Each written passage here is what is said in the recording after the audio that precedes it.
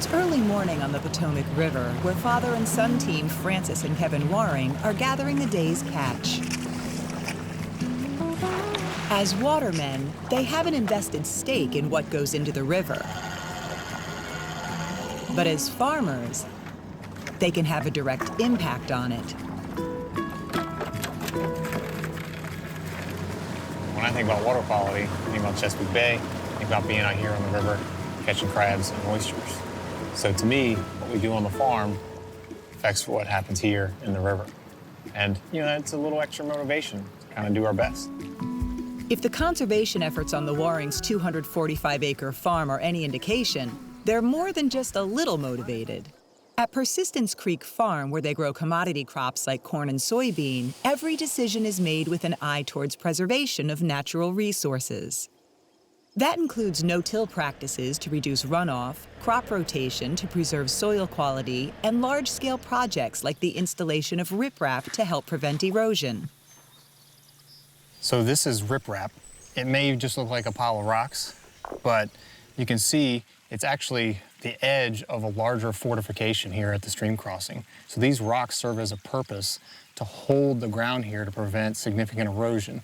That erosion, as we know, if it gets downstream, causes issues with water quality.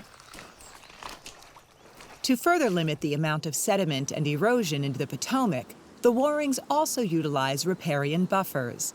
This area of tree and shrub growth captures nutrient runoff from the nearby crop fields, while also providing shelter and food for fish and other organisms.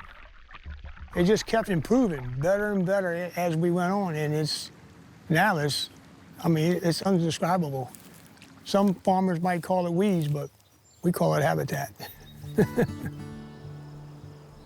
And the Warings are doing plenty to provide habitats for all creatures great and small. After planting 5 acres of native wildflowers and grasses, Persistence Creek Farm has seen an increase in butterflies, bees, and even wild turkeys.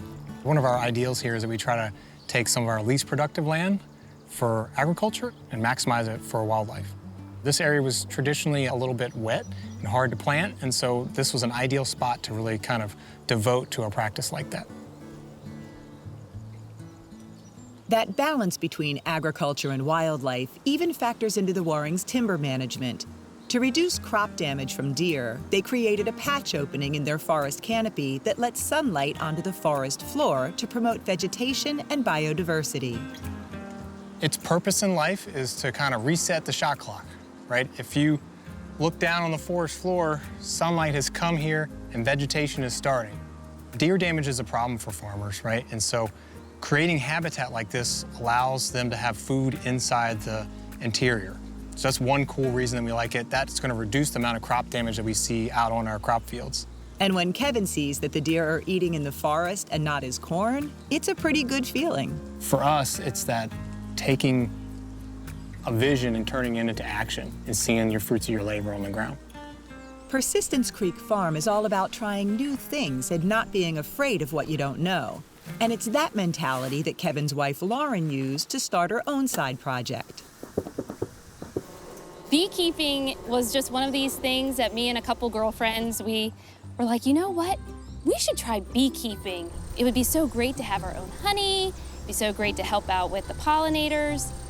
We just went all in.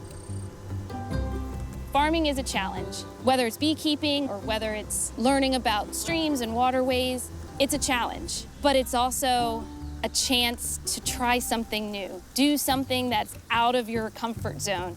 And this is just something that I really wanted to just try. And is it for me? I hope so. If it's not, then we'll learn that along the way too. All right. The Warings' approach to sustainability has led them to improved yields and productivity in the present, but they're really looking beyond today. We know that as farmers, our job is to feed the world, but at the same time, as stewards of the land, right, our land ethic sort of runs deep through us, and we take very great care of the land, knowing that it's not just for us today, but for the future generation tomorrow. And while Francis and Kevin might be handling the day-to-day farming duties, all of the Warings are contributing to making this a farm about family. What makes this farm special is that it is an idea of the future. And I think that we all are working together to try and create a place for our children and their children.